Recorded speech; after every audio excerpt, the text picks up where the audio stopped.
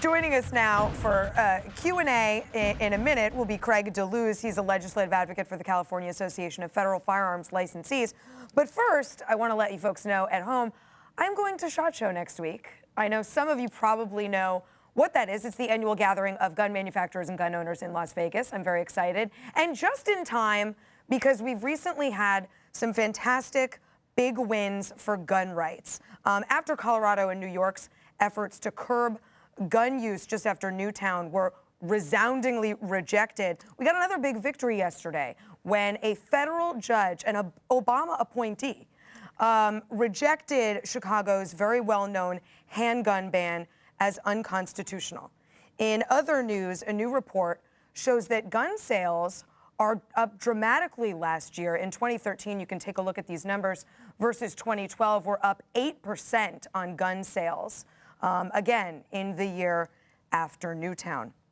What's all of this mean for gun control? Well, if you're sitting on this side of the table, it's hard to see it as anything other than a death knell, but I'm sure that won't stop Michael Bloomberg from trying to export his anti-gun fervor around the country. Let's go to our guest.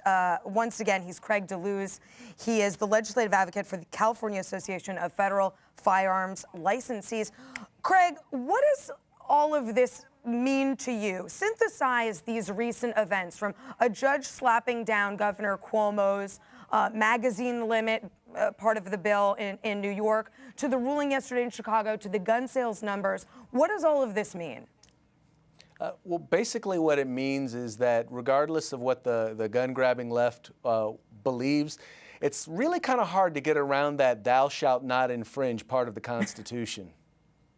Yeah, I think you're right, and I think constitutionalists around the country are making that known. We were recently introduced to a Detroit cop who advocates for more guns. Take a listen. But here was the key with Maine, one of the safest places in America. One of the safest places in America, and it's not like crime is non-existent. Certainly in Portland, Maine, they had gangs, they had narcotic suspects, they had shootings, but clearly suspects knew that good Americans were armed. He's advocating for more guns in the hands of responsible gun owners. And we know that sheriffs all over the country are not enforcing unworkable gun laws. Do you think that common sense law enforcement voices are going to turn the tide of otherwise sort of lunatic suggestions for gun bans around the country? Well, now, keep in mind that there's two sorts of law enforcement officials that we're talking about. One are elected officials who actually get to speak their own mind. And then in some cases, you're talking about police chiefs who basically are, they're hired by a city council and a mayor.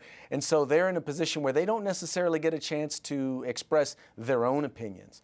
I think you'll find that studies have already been done and surveys have already been done that demonstrate that most law enforcement officers support the idea of citizens being able to defend themselves. Yeah, that's a good point. And lastly, gun manufacturers are increasingly moving with their feet on these issues. They are doing business in states that are gun-friendly and eschewing states that are not. Do you think the economic consequences of gun control are going to change this debate much? We would like to see them do that, largely because in many cases these police departments, they need these gun manufacturers. And so we'd like to see them basically exercise their First Amendment rights against these municipalities that are violating the Second Amendment rights of citizens. All right, Craig, thanks so much for your time tonight. When we come back, Buck Sexton will answer one simple question about the Middle East. Why should we care?